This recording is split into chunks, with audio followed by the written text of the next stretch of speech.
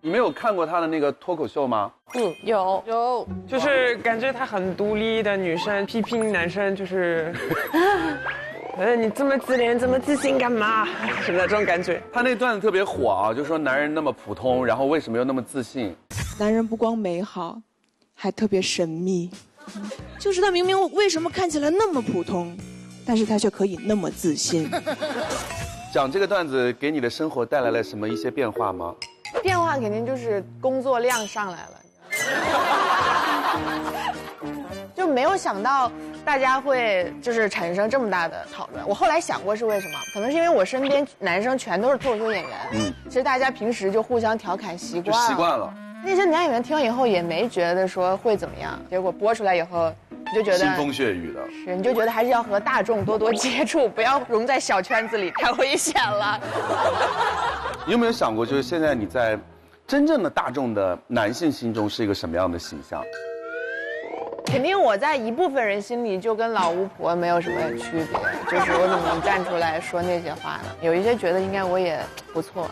家里家长看见这一段之后会担心吗？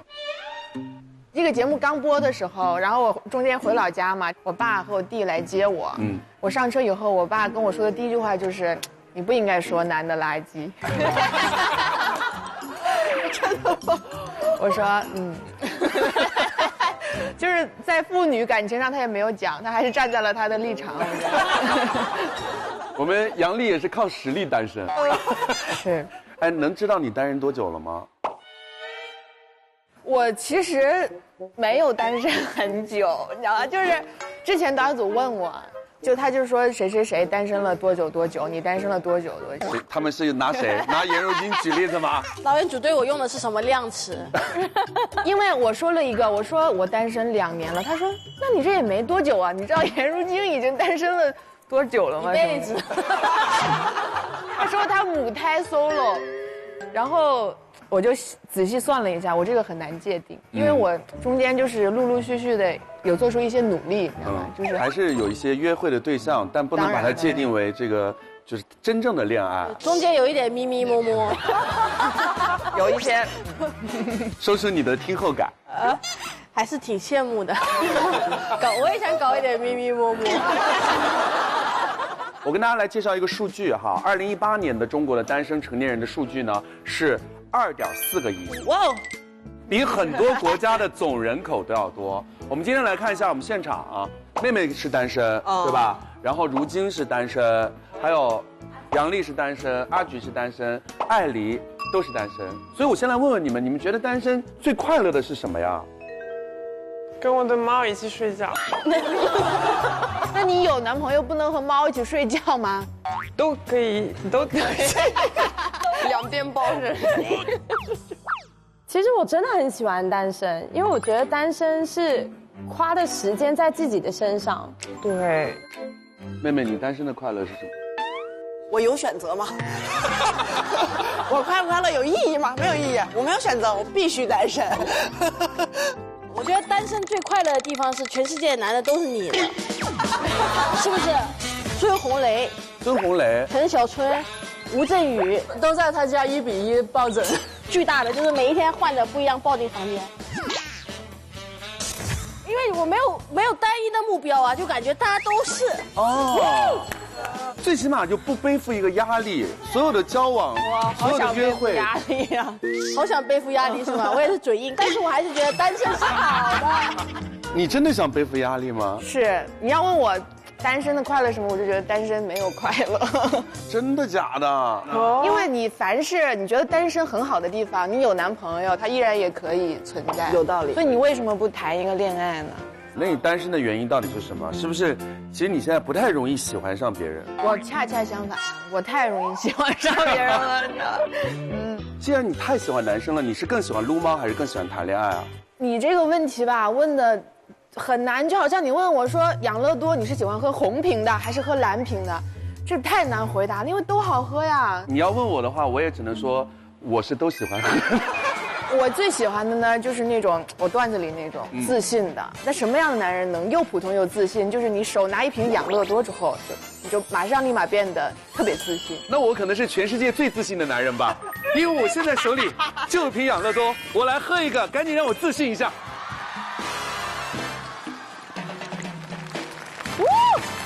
其实我们单身到底是好还是不好，其实每个人都有自己的看法，因为单身的人士呢现在非常的多。那我们要跟大家来讲一下，我们这一周要聊的主题呢，就是独自生活的一个状态。所以接下来我们先来看一下第一个，请看。撸猫一时爽，一只撸猫一直爽。撸猫成了当代年轻人最喜欢的休闲娱乐活动之一，有条件就全情投入，大把花钱，全力以赴地加入铲屎官的行列，每天为了猫主子的吃喝拉撒而努力，成为终身猫奴。没条件的就云吸猫，每天在互联网上通过图片、视频一解自己的思猫之意。随之而来的是愈加兴旺的宠物经济。近些年的双11购物节中，进口猫粮已经超越进口奶粉，成为最受欢迎进口产品第1名。除此之外，猫砂、猫盆、猫爬架、猫服装，甚至猫美容，只要是猫主子需要的，我们都要买。而在铲屎官的大军里，有1半以上都是都市单身青年，其中又有88%是女性。如果你要问为什么猫大人如此重要，为啥不好好谈个恋爱 ？No， 谈个恋爱还会吵架，找对象还得找个脾气好的，哪有撸猫来的云淡风轻、惬意自在？谈恋爱太累，不如在家撸猫。对此你怎么看？谈恋爱太累，不如在家撸猫来的轻松。对此你怎么看呢？请亮牌。杨林子觉得有道理。我确实觉得这件事情很有道理，因为确切的讲，养猫是比较简单轻松，你不会跟你的猫吵架。我跟我老公，我们确实有时候会吵架呀，有时候会闹啊，但是他给我的这种快乐和幸福，真的是动物给不了的。但是动物给我们的这种幸福和快乐，也是人类给不了的。我觉得最理想的状态是家里一只猫，怀里一个男朋友。家里有一只猫，怀里一个男朋友。抱着。其实我觉得养猫这个习惯嘛，它不仅是在中国，它其实全世界都有嘛。像乌克兰什么，我们还有一个专门对人的一句话，就是всю жизнь будешь со своими кошками жить。一看就很生气，你这个虽然听不懂，就是你这一辈子都会和你的猫一起过。其实听起来真的很残忍的，一种讽刺是吧？对。美国也有这种观念啊 ，cat lady。对，在英国有 cat lady， 就是一个老女生，她没有找到老公，她就跟她的猫很多猫在一起。你为什么刚刚讲这段话的时候非常像个巫婆的表情？其实我也是时间最长的，单身有5年的。我当时特想恋爱了，我就找不到嘛，所以我真的养猫就是找个伴儿嘛。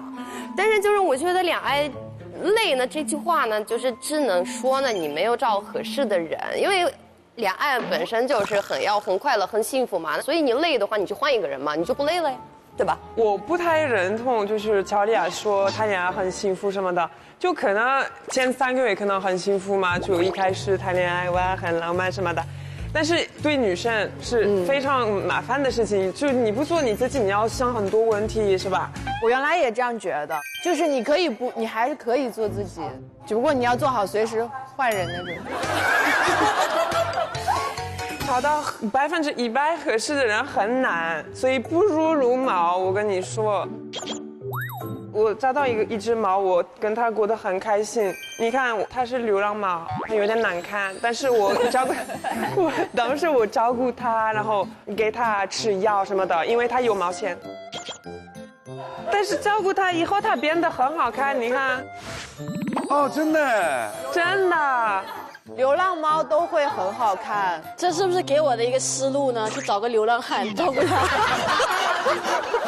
可以，这个可以，就是你找到一个流浪汉，然后好好打扮他，培养他，让他上节目，然后他就是不是也有很多好看的流浪汉？你得分哪个店儿的，他去溜达溜达。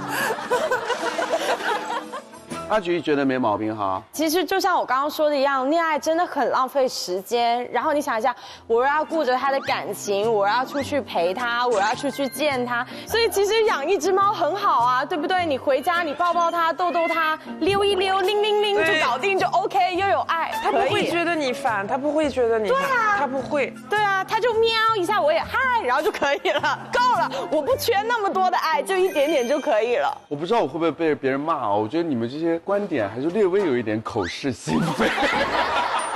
如今男人烦吗？我真的是，男人对他来讲不是一个烦，是快乐。他说男人到底有多烦，我要见识见识。我的观点3个问号，我是不理解为什么觉得养猫可以替代男人这个事情。我听过就是说养猫就是想要一场没有回应的爱，我觉得这既然是要一场没有回应的爱，这还叫爱吗？就年轻人现在想法都是说想要付出，然后想要爱对方，但对方呢可以最好不要吵，不要闹，不要沟通，不需要问你问题，陪你睡觉，给你摸摸就好了。哎，你不得不说到我心里去了。我觉得这个都是因为大家只爱自己，其实说到底，内心逻辑大家还是很爱自己，对，所以才会觉得男人烦，男人有毛病。哎，有毛病有点过了。加上我本身是非常害怕宠物的，对我从小就是那种被狗追，那狗觉得我烦，你知道吗？所以狗猫就是本来我就觉得不适合你，不适合我。对，所以算了，我不适合养猫。你只适合当别人的小猫咪。这个大家检讨了，很多人喜欢把我当宠物，我觉得把我当个人都比当宠物好，是不是？我都不奢望当个女人了，当个人吧，大家。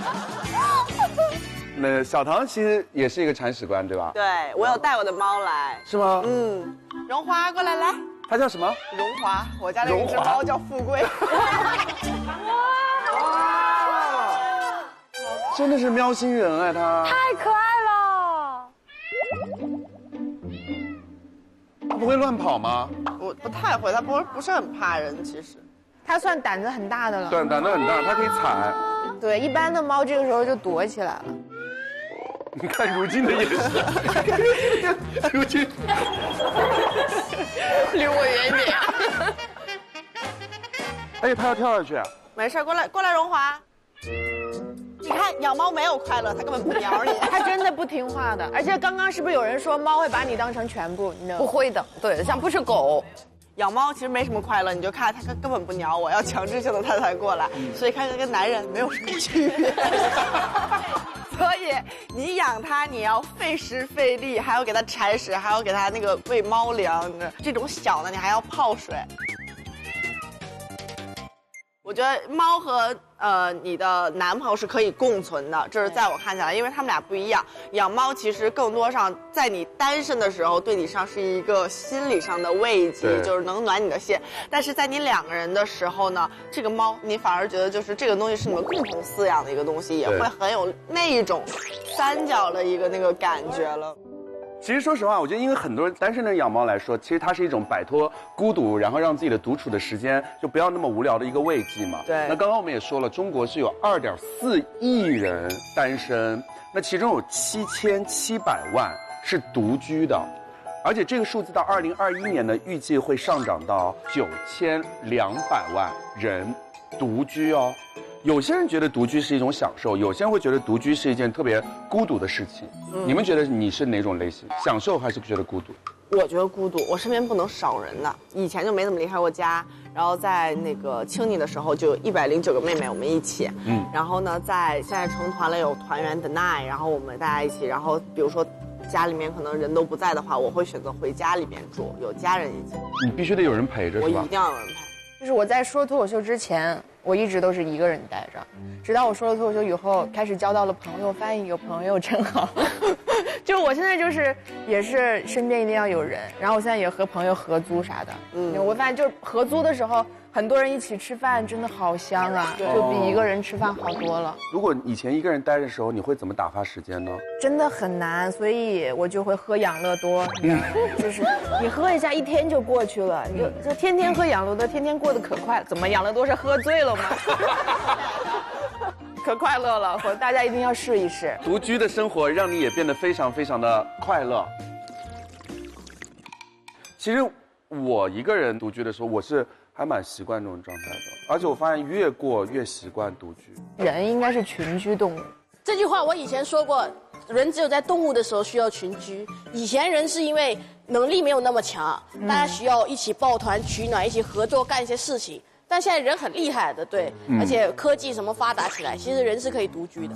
我们来看一下啊，就是撸猫，然后刷手机，然后打游戏，自己在家里看剧，这个其实很多人独居的时候就会经常去做的一些事情。所以我们来接下来问问各位美少女们，你们都是来自于国外吗？你们一个人生活的时候会做哪些事情来打发一下自己无聊的一个时间呢？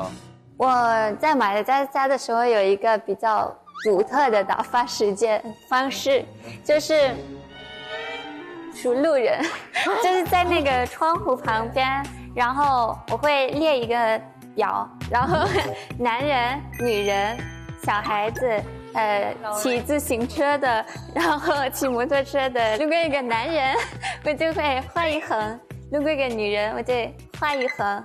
然后，这个东西我可以画到天黑。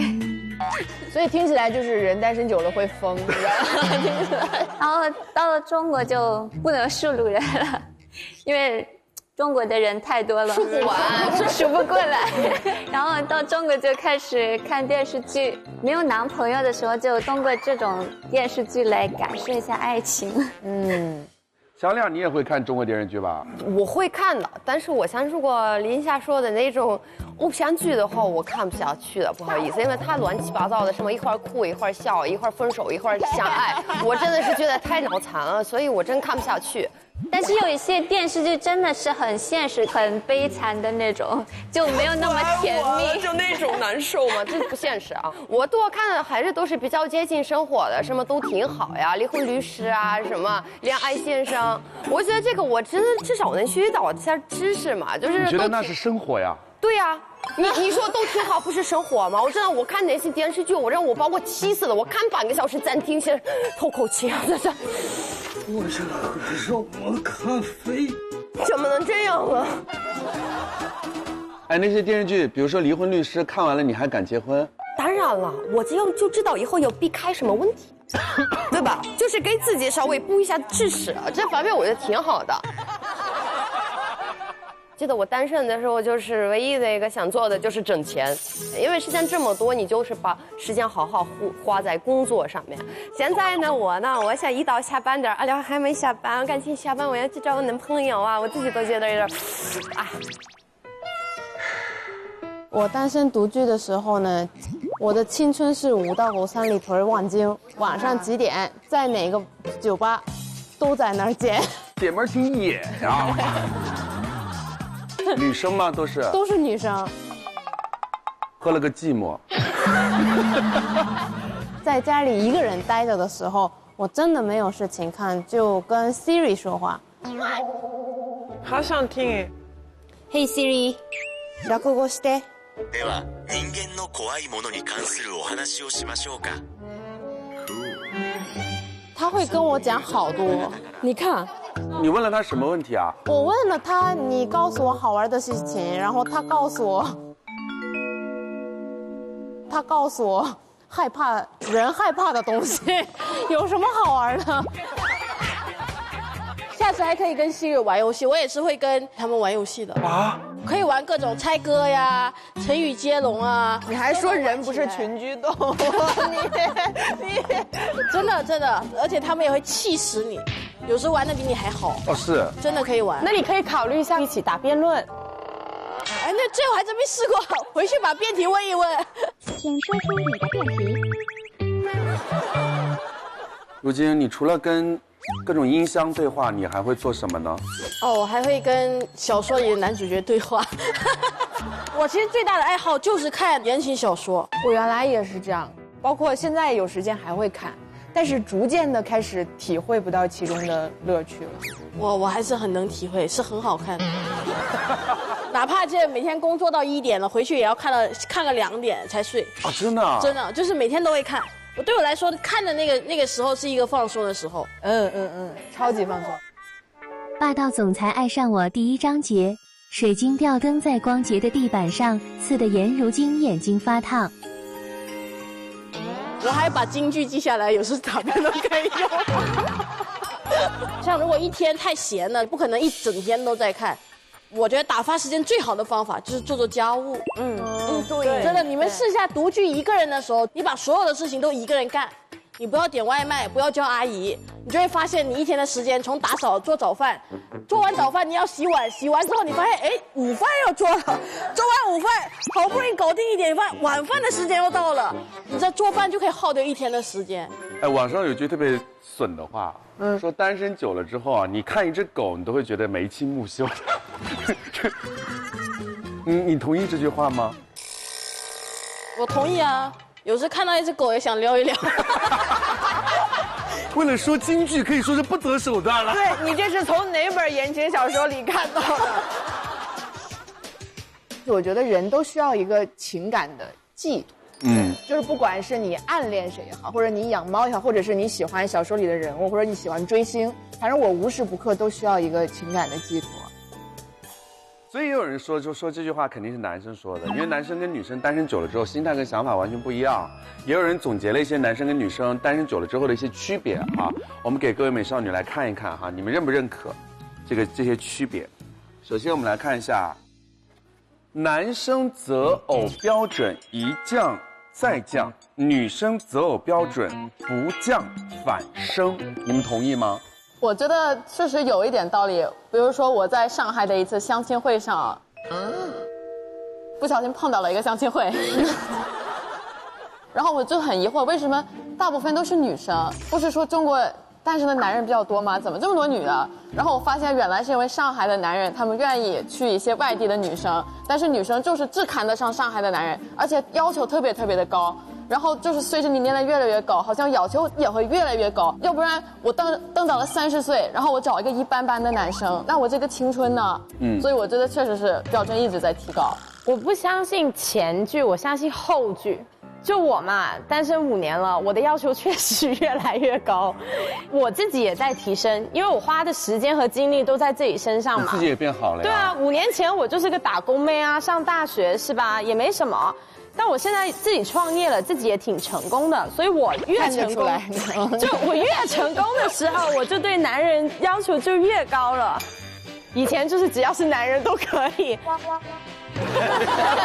但是男生的标准呢，我觉得不会降，因为只要是美女都喜欢，所以我觉得男生对审美的这一个概念是没有降的，但是女人肯定对男人是有升的，所以前后有点矛盾。在我来看的话，这个要随着你的环境、你遇到的人去提升。以前觉得哇，艺人都好帅，就到了这个圈子之后，好像见到了一些就是大家都觉得很帅的人，就你看多了，感觉哦，好像也就那么回事儿，真就那么回事儿。你觉得是比较统一跟持平的状态？对，所以也不会高，也不会低。好，我觉得大概率上有这么一个规律吧，因为我觉得男生择偶来说，他可能目的性强一点，他就是想达到择偶的目的，所以当他意识到他这个标准可能不太行的时候，他就会调整。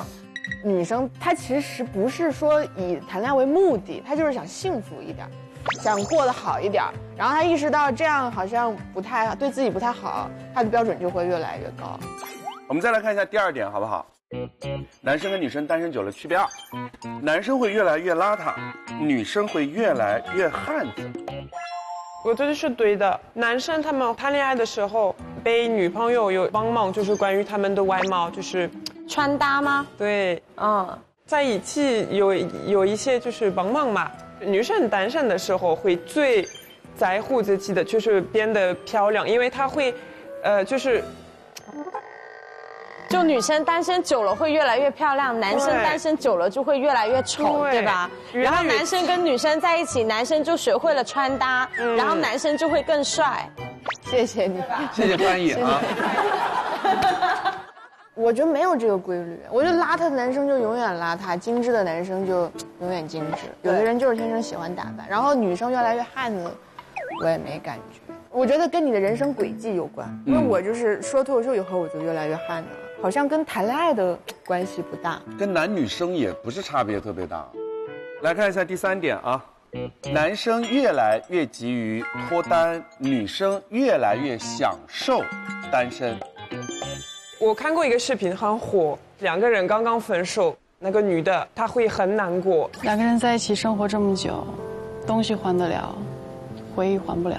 那个男的就刚刚分手，很开心的不得了。我就是自由之子，这本就该属的生活。但是1年后是男生难过，然后女生很开心。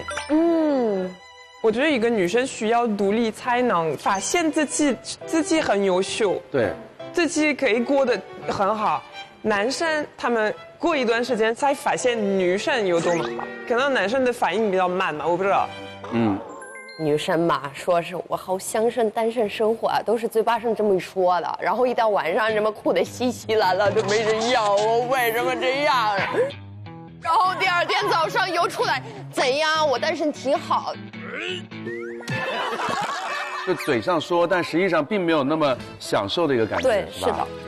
我的想法有一点类似吧。其实很多人他都会就是内心是想要的，但是可能他上一段感情特别差，那当他终于脱离的时候，他就很开心啊，太好了，我终于单身了。但是我觉得大家并没有真的渴望单身生活。比如说你说现在单身，你是以提升自己为主，如果一个完美的男生出现在你面前，你会为了提升自己就不要吗？其实大家可能搞混了一点。我很享受单身，是因为我跟如今一样，我这5年没有认识到一个让我心动的人。我真的不知道是我要求太高，还是暂时这个世界没有。其实没有说我不享受单身或者讨厌单身，没有遇到那个人的时候我很开心，但可能我遇到了那个人的时候，我就跟如今一起脱单了。所以我真的说的其实不是享受单身，就是享受生活。因为我不是说单身不能快乐，我单身的时候我也很开心。我遇到我的老公，我也很开心啊，就是生活多了一些色彩。但是我觉得单身本身没有什么特别好开心的事情，我们就是在享受我们的人生。我觉得我们今天可能找错人了，你知道吧？就是今天这几个女生虽然来自不同的国家，但是都喜欢谈恋爱，目标特别一致。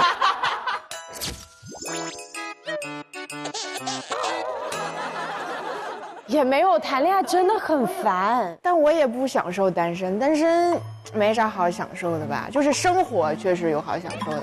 但我又觉得工作什么的都很简单，只要你努力就有收获嘛。但谈恋爱就很难，有的时候你越努力越失败，我也不知道为什么。你越不努力吧，人家还把你当回事儿。对，反正这太微妙。你有什么故事要讲？我没有什么故事，但我跟你讲，好多人都跟你说什么，你一定要好好顾事业，好什么。我奶奶，我跟你讲，什么叫姜还是老的辣？我告诉你赵小棠，事业这个东西，只要你有能力，什么时候都会有。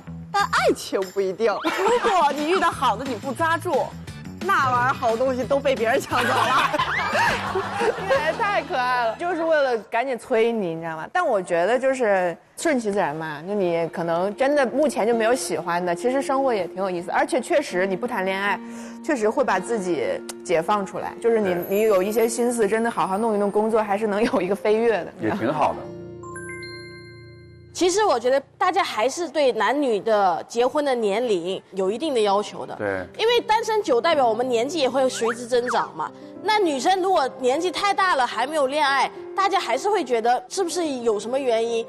对男生可能会宽容一点，所以男生就觉得啊，我可以随时随地的还是一直在尝试，但女生就觉得可能这是我最后一次谈恋爱，或是所以我们会更加的小心。其实我觉得这个苛求是女生自己苛求自己，一定要小心的苛求，所以才会导致女孩子越来越谨慎。就像阿菊说的，就是越单身越久，越觉得哎，这些男的好像配不上我了，我就应该要更慎重，找一个更好的了。我就觉得，就独居生活啊，那是没办法的事儿，就我无法做出选择。我现在就是单身状态，我就是独居生活。我既然已经独居了，我就把它过好呗。对。所以其实我也特别想说啊，还是希望身边的人啊，父母也好，周围的人也好，对于每个单身的女性呢，真的不要给她那么强的一个压迫感。爱情本来就不是催出来的嘛，但是有很多人还是想快点找到男朋友，比如说我，是吧？我给你指条路好不好？想快点找到男朋友怎么办？怎么办？来自于自己的微博，自己回复别人的一句话是：大概应该多带点转运珠吧。你看我这句话里就隐藏着太多的无奈了，实在是没有办法，我真的非常努力的一个人都不行，做不到。中国的单身的成年人口现在已经达到了2.4亿啊！我们这几天都在聊单身的人独自生活的那些事儿。其实对于单身的人来说呢，在中国有一个事情是绕不过去的，你知道是什么事儿吗？我应该知道，而不应该知道啊。那你就来说说呗。相亲呗。以前听说相亲，老总觉得好像是挺土的事儿。对，而且过去好像老会介绍一些不是很合适的，但现在我觉得介绍的已经越来越合适了。你相过亲吗？没有，我就很遗憾，我超级想相亲。超级想相亲？但从来没有人给我介绍过男朋友。为什么？不知道，我也不知道为什么没有人给我介绍男朋友。可能他们就有点害怕我吧，就怕我写段子里，把他们觉得我认识的好男孩。确实，现在给你介绍男的相亲会有难度，要介绍怎么样？怕你说他们普通，对，是不是？对，自信又怕我说自信，不自信又怕我说自卑吧，可能。反正我就是都有话说。主要是你看起来太不好惹了，我觉得。我真的是误会，我很好惹，他来惹我。那你考虑一下，你主动一点啊，比如说什么婚恋网站之类的。但是现在婚恋网站，你除非花钱买会员，要不然其实不会给你特别好的条件的人，资源。不舍得花钱买会员？我觉得花钱性质就变了。怎么讲？就会有点伤自尊。相亲可以，花钱不行。在大家这个之前的想法当中，相亲应该是大龄的青年经常会去做的一个事情。但是其实最近有一组关于相亲的一个数据呢，刷新了这样一个想法。我们首先来看一段 VCR。有人说，相亲就是两只单身汪被一股神秘力量强拉硬拽安排在一起，等待着月老抽风，爱神走火。曾经，它被认为是大龄单身青年的专属，30加人群的宿命。所以，自认为大学刚毕业的你，离相亲还很遥远吗？并不是。据某婚恋平台2019年调查数据显示，有40%的95后已经有了相亲体验，38%的人首次相亲年龄在23岁以下。相亲也从公园里爸爸妈妈们的带子带女招亲，发展出了8分钟约会、线上交友平台、手机约会 APP 等各种新形式。无数年轻男女们抱着早相亲、早脱单、能谈一个是一个的心态，踏上了相亲的赛场。对此你怎么看？越来越多的25岁下的年轻人呢，都已经参加了相亲。对这个现象，你是怎么看的呢？3、2、1，请亮牌。没毛病，杨离子觉得。我确实觉得是理所当然的，就是你有这么一个机会摆在这儿，肯定会有很多人愿意去尝试，因为你想通过普通的方式认识对象其实挺难的。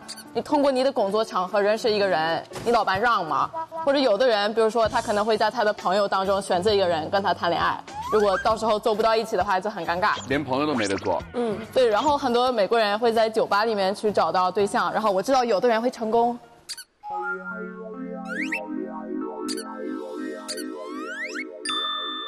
哎，看着谁说？谁说的啊？谁说谁？不是，我以为你要过来怼我说，以为你们是那样认识的。我真以为你要出来怼我，你这属于防御过当了。没事，我帮你怼这一句。酒吧认识怎么了？不用怼了，不用怼。你可以看我，因为我的父母是在酒吧认识的。你的也是啊。我姐姐跟她未婚夫现在都是酒吧认识的。我都是某人的友人的上来怼我呀。就是美国确实有很多人是在酒吧里面就会去找对象，但是这样你很有可能碰到一个不太合适的人嘛，所以我这里我就可以怼了。我也来。就是。我觉得这些网上的平台，它确实给了你一个很好的机会，认识一些你正常认识不到的人，然后你也可以做一些基本的筛选，比如说我想要某一个年龄段的，干某一种工作的，跟我有类似爱好的，就相当于是打开了一扇门，给了你很多很多新的选择，所以我觉得会有很多年轻人愿意做这件事情。大数据帮你已经匹配好了，其实成功的概率你觉得会变得更高一些哈？哎，反正。我就是有颜有钱，选我超甜 pick 我养你啊，养乐多。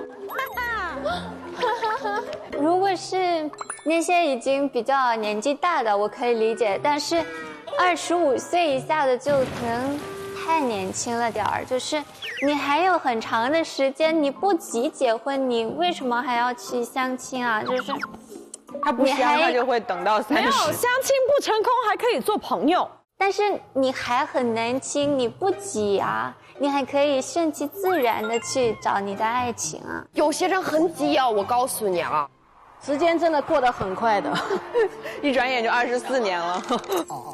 当你真的很急的时候，你什么方法都可以，你相亲也可以，网络也行，路边找人也可以。对，很多种相亲。我觉得什么事情都不能放弃。很多人都觉得相亲可能是爸爸妈妈介绍的，但是其实可以通过人家的朋友圈说，哎，这个男的挺帅的，给我加一下微信，可以看看人家的朋友圈，业余爱好符不符合。那如果大家匹配了，我觉得还蛮省时间的。而且相亲也并不一定是一定要找爱情吧，就可以先从爱情的初步开始，不适合想找亲人是吧？那你觉得多大的人去相亲合理啊？可能已经35以上的吧。好的，我现在就去。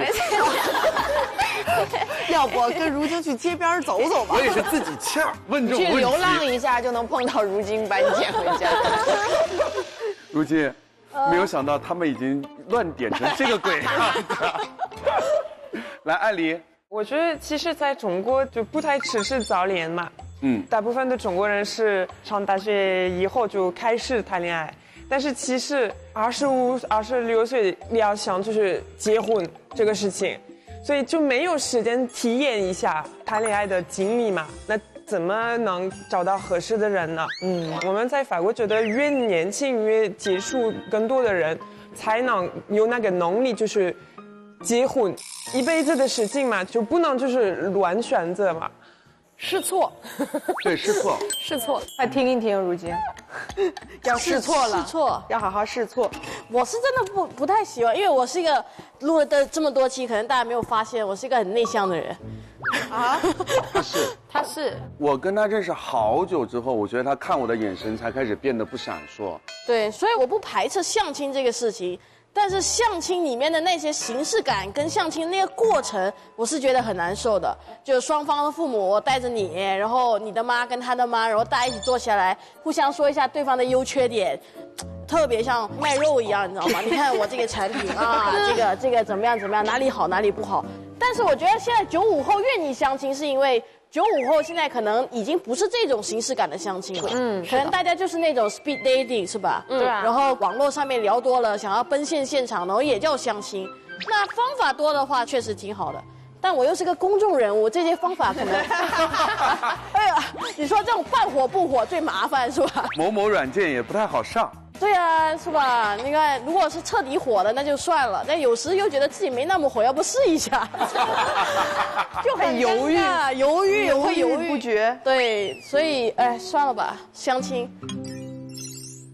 那朋友给你介绍那种呢？没有朋友给我介绍过，没有人成功过。不是有好多人在节目里给你吹牛，说要给你介绍对象什么之类的。对啊，吹牛啊，就是吹牛，纯粹吹牛，没有人成功过。就连带你介绍一个人认识一下都没有。没有。你说大家怎么回事？大家就是节目上蹭个热度，你知道吗？哎，其实一说到相亲啊，就是很多人有一些偏见，但是不可否认啊，传统的相亲方式的确现在还是普遍存在的。到了一定年纪，单身的男生也好，女生也好，都会面临到来自于爸爸妈妈呀，有这个催着你相亲的一个压力。小唐还小，应该还没有这种感受啊。没有，其实我家女孩基本上到了这年龄，就是家长们，尤其是我爸。他问我几个闺蜜说，哎，杨妹谈恋爱了吗？有没有好的？叔叔要不然看给你介绍一下，就是这种。但也并没有说让你一定要结婚，因为在我爸的理念中，就是女孩子谈恋爱谈多了，到最后你会明白你真正想要结婚的那个人。哇，你爸很法国哎。啊、对，真是啊，你爸思想跟艾琳想的一模一样。我爸永远都是这个样子。这是因为你奶奶开放，也可能吧。好，然后有的时候就会说这个，但是一般问到我可能就比较少。停了哈，因为我妈总觉得，就是你要是谈恋爱的话，除非这个就是瞎猫遇上死耗子，这耗子还得死透了，你才能谈个恋爱。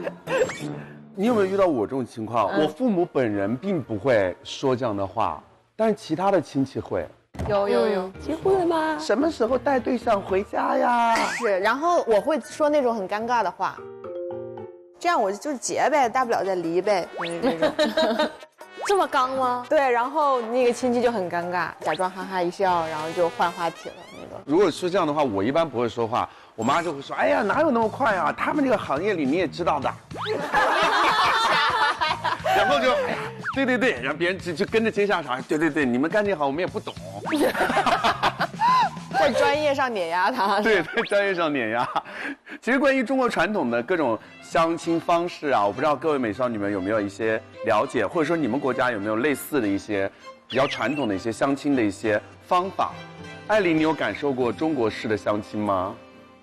我第一次来上海，有一个朋友就是带我去那个工厂公园嘛，人民公园。什么人民公园？谢谢。这个公园里面有很多叔叔阿姨，对吧？就我以为他们是卖货嘛，跟刚刚如今说的，就是真的卖货，就是那种感觉。因为上面就写这个人多大，工资多高什么的。学识是一个就是需要考虑的事情。我们在法国其实觉得 social rank 是挺重要的，但是有一个事情我不太认同，是父母去帮孩子找对象，他们就是像他们的孩子跟一个有钱的人好的家庭，他太发愁了的看起来，可能他给你介绍一个非常非常非常丑的人。或者什么？但是条件特别特别好，你看我就问你，我好吗？啊，我好吗？你好吗？我也很好，你呢？父母介绍，然后可能就不太好，我就问你，我好吗？挺好的。对啊，你挺好。我爸妈就是相亲认识的，而且就是外公介绍的。OK， 你的爸爸的父母介绍？就是我妈妈的爸爸。我不太了解，因为我的父母是他们在酒吧认识的，他们自己选。2个案例撞上了，就是自己选，真的自己选。父母只是找了个机会给他们。对，就是我外公，他说，哎，我介绍我女儿给你，然后我爸想，哎，又有一个客户介绍女儿了，真烦。结果去了就发现，哎，好像还挺合得来的。然后我妈也长得挺好看的，然后不知不觉就结婚，然后生下了我。所以其实相亲还是一件我觉得蛮认可的一件事情。不知不觉就结婚，好棒啊！不知不觉就结婚，对啊，不知不觉。其实我爸求婚的时候，我妈说，我考虑一下。我说你还敢说这样的话？然后我就说那个戒指也挺大的嘛。但是后来1个多星期，我妈就说，我觉得我跟你还是挺适合的，那就结婚吧。然后就也是不知不觉生了5个小孩，5个，对，4女1男，我是龙凤胎，真爱。你们家这种活在这种不知不觉的文化当中啊，对，很好哎，我什么都不知道，变成了一个大家族。对，我们国家就是没有这种相亲的节目或者活动，而且我个人是觉得相亲就是在破坏我对爱情的那种幻想。破坏电视剧里的故事。就很喜欢看那种电视剧里面的那种很浪漫的感觉。万一你相亲遇到的那个对方长得非常的像丁禹兮，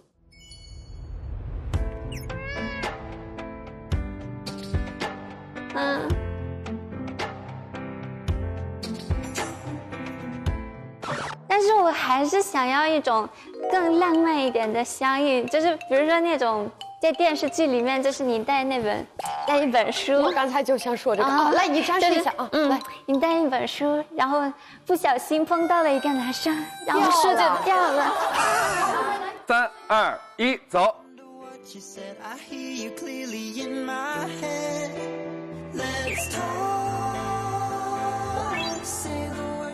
爱情的感觉。说小妹妹，我们为什么长得不一样啊？不好意思，然后就是从这个时候我就爱上你了，但是不知不觉我都要离开。对，就是喜欢这种感觉。还有没有什么感觉？你再举一个例子。还有就是那种在公共汽车上，然后就不小心一个刹车，对，刹车，然后就突然摔倒了。3、2、1，走。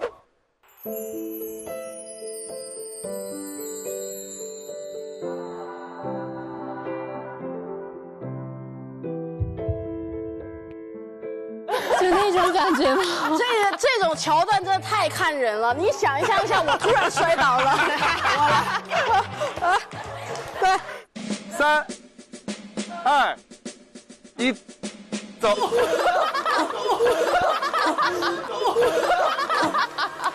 太看人了，这浪漫果然只属于美女，哎。但是我觉得你还是偶像剧看的不够多，因为有很多这种偶像剧也是从相亲互看不顺眼，对，然后怎么就又爱上了彼此。对。但是我不太喜欢看那些，我更喜欢那种偶遇。然后我觉得那个相亲就有点像做生意，就是我有这样的条件，你呢？这一点都不浪漫。而且你偶像剧看的太表面了，你知道吗？你觉得这些浪漫，其实没准都是女主计划好的。走，来了。哎呀，你看的是《回家的诱惑》吧？你这个拿起来，完了，然后内心其实表面上是那种害羞，内心上钩了啊！太可怕了。我不管你相不相亲啊，李夏，少看点偶像剧，可能对身体有好处。偶像剧真的毁了全世界的人，然后不止毁了我们。也不能这么说，我觉得偶像剧可能适合一部分人解压，但是对他来说有点太深入生活了，脱离现实了都。再来看一下艾瑞卡，我是在日本的新闻上看见的，说那个中山公园的相亲角，有好多那个父母脖子上挂着那个自己孩子的那个说明书。李静女说：“哎，你们家这多大呀？27，在哪儿上班啊？您看看那边去吧。”就是这样，真的就是这样，父母之间聊天，这么直接的，真的就是溜达就这样看过去，跟选衣服一样。对，日本其实有传统的相亲也是这样的，富有的家庭门当户对，那些阿姨们穿得漂漂亮亮的，在咖啡厅，拿着自己孩子的照片，然后就这么着，然后就是互相这样看，如果喜欢，那就换手机号码，就是让孩子们自己联系啊。但是最近呢，日本的这个年轻人也是开始，主动的去做一些这种婚活，有各种各样的类型。看看哈，这个网站的名字叫 Party， 然后这上面写着这个参加过的人有6万多个人，然后成交47.2%啊！哦，那挺高的，高哎，很高哎，这转换率可以啊！这个真的很有意思，就看看啊，比如说啊，我往下滑，这个出来了，这写的是有一点点比我年龄高一点，然后呢，年收入是600万的医生或者这个律师。真的吗？600万的医生，日元哦。心动啊！年收入600万可以心动吧？相亲也可以。这个条件是针对于男女生都是一样的，对不对？男性，只是男性而已。对，这个 party 是有这样的男性参加的。那对女生没有要求？女生只有这个年龄要求。哦。然后像这个，就是对男生是没有什么要求的，但是女生呢，秘书。要么就是那个那挺好的，这个幼儿园的老师那个类型的，对，就是喜欢宝宝的那种。这个我还蛮感兴趣的，想去看看。单身的都可以约一波，我觉得还蛮好玩的哦。我觉得这个真的可以试试。你看这个，你都还没到年龄啊，这个不行啊。太喜欢这一句话，哎呀不够睡。然后这个也是开豪车的精英。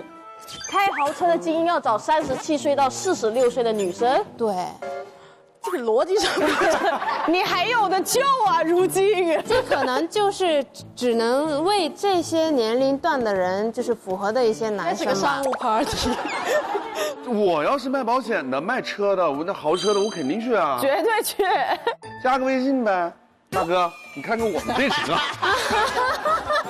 如今你从来没有过这样的经历哈。我没有过相亲的经历，而且我家人也不催我。我们家族就是每一代都会有一个不结婚的。我爸妈好像已经认定了我就是这一代的代表，就是大家已经可以接受，就是有些人最后选择单身的这件事情。但是我们马来西亚是什么时候会最尴尬自己没有结婚呢？过年的时候，只有结婚的人可以发红包，你没有结婚，你始终都要领红包，而且不管他年龄多大，可能18岁、19岁他结婚了。我要在29岁，他也要发红包给我。就那个仪式感，就是他就会发给你的时候说，哎，什么时候结婚啊？好想领你的红包呀。就是，然后我们没有结婚的，你说不收尴尬，收也尴尬。只有那一刻你会觉得，哎，大家想吹一吹你，但平时也还好，不会要吹了。习惯了，都习惯了。而且大家就也没有找到方式让我结婚，也怪他们。你们不要这样同情我啊，眼神可以换一换。太太可怜的眼神了。最近不是很流行婚恋节目吗？之前我是有被列为那个嘉宾曾经试过的。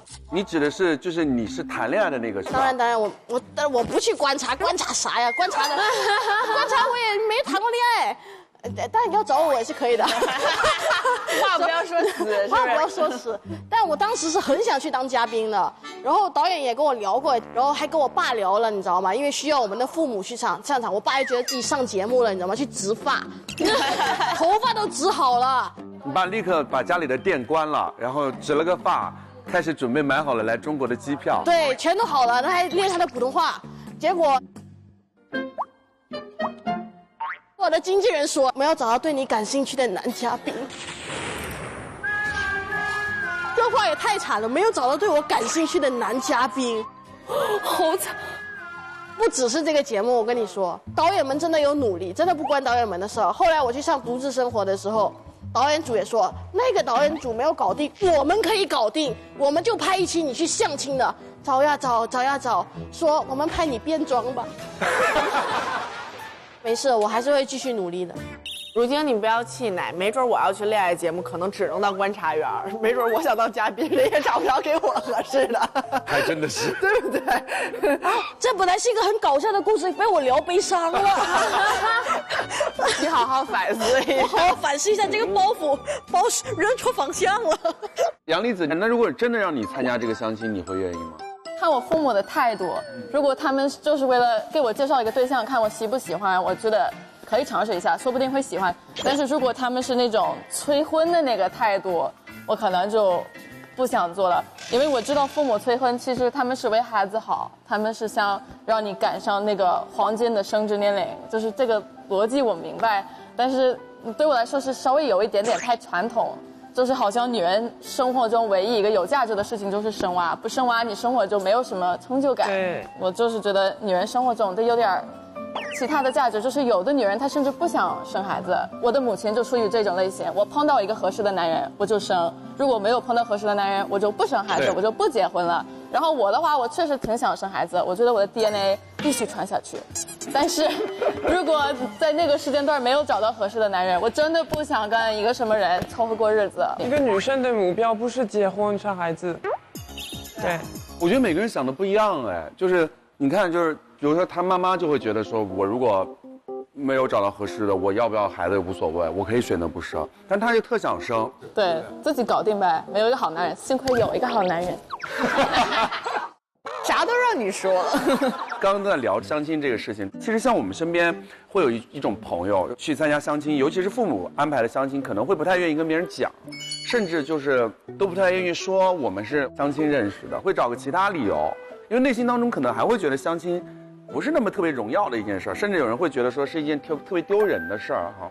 我觉得还好吧，在我看起来，就如果你父母介绍你去相亲，他很知道你自己的家庭状况和你的收入什么样，他一定会给你找一个门当户对的。我觉得大家不喜欢相亲是潜意识里觉得相亲这个事儿特别不酷，然后就觉得恋爱嘛也不是靠缘分哈，但是其实能坐到一起相亲，也是一种缘分嘛。在现代也挺酷的。大家说不喜欢相亲，其实是不喜欢相亲的那个人。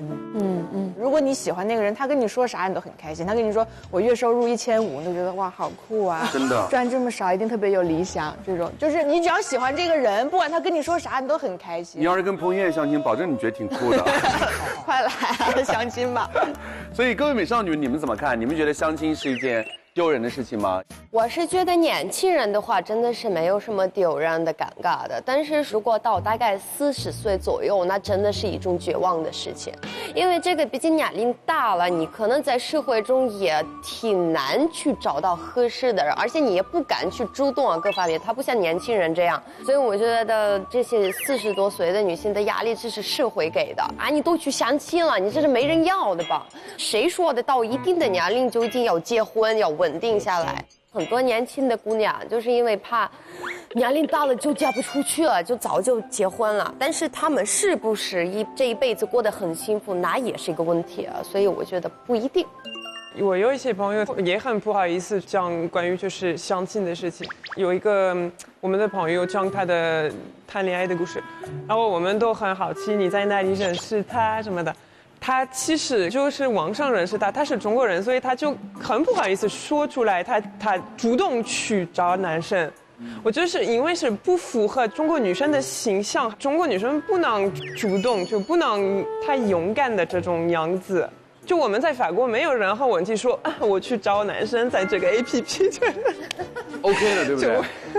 就真的就没有什么不好意思的，可能是还是社会的问题，矜持是社会对中国女生这样要求，对。我觉得这个得看你的目标是什么。就工作生活特别忙，你真的顾不上这件事情，你就想赶紧把事儿办了。我觉得让你父母帮你找一个人，其实也没什么。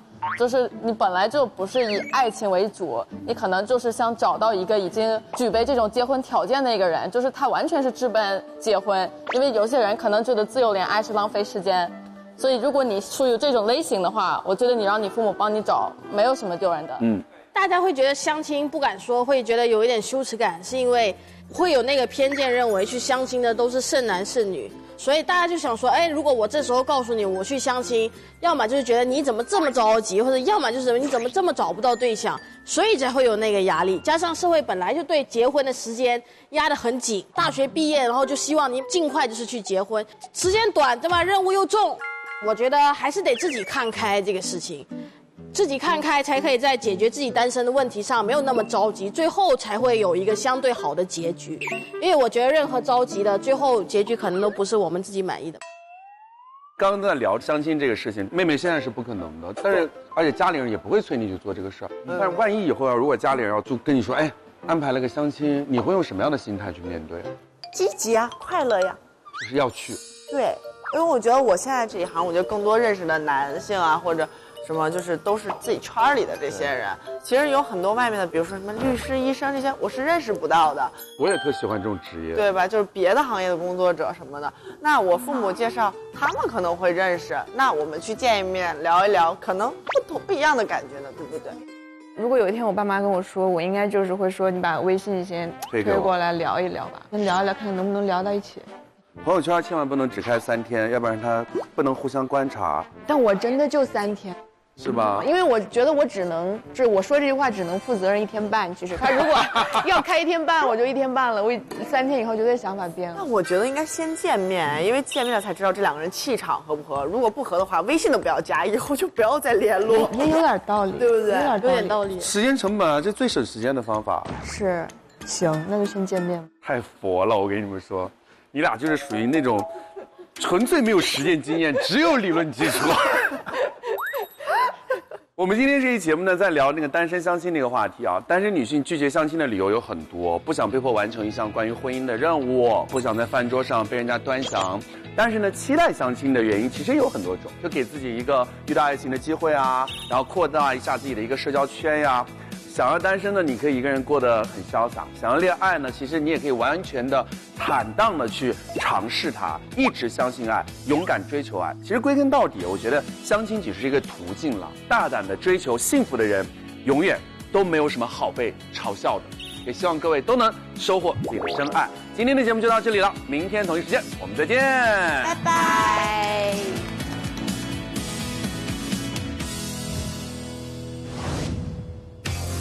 Hello， 大家好，我是杨丽，我是阿姨，来自法国。我想跟你分享一下我们法国的一些美食。好，第一个美食，是马卡龙。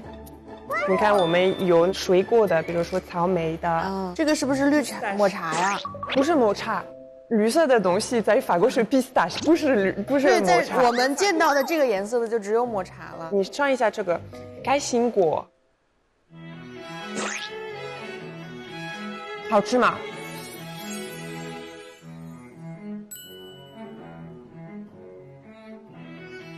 好吃，特别好吃，我特别喜欢开心果的味道。你想尝一下巧克力？哦，这个巧克力的我喜欢，里面是嫩嫩的，然后外面是脆脆那种感觉，特别好吃。那我们来尝一下我们法国的奶酪。我们法国有300多种奶酪。300多种，法国奶酪最奇怪的名字的是这个，是叫 croûton， 意思是麻食。麻食是啥意思？麻的。很变态，不过他长得像啊，是不是特别变态？但是他是我最喜欢的奶酪，我给你创一下。但我真的没有这么吃过奶酪哎。是吗？你可以用这个面包片。我的爸爸就非常爱奶酪的人，拿一个面包片，然后放很多奶酪，直接吃是吧？很像吃腐乳。喜欢口袋吗？很好吃。哇，我还是好开心哦！拜拜，拜拜。养乐多姐妹们的茶话会，每周日、周一、周二中午12点，陪你边嗑边唠。今天的现场，我们稍微来体验一下跟那个虚拟 AR 男友聊天是什么样的一个感受。那个可以呀，给他取个名字。国强也太大俗了，叫建斌吧？建斌，我感觉有这个人，有吧？你问他，你害羞什么？我的天，好恶心！哇，什么？我真的很好奇，通过这个聊天框，他能我知道哪里去？我要把它删了。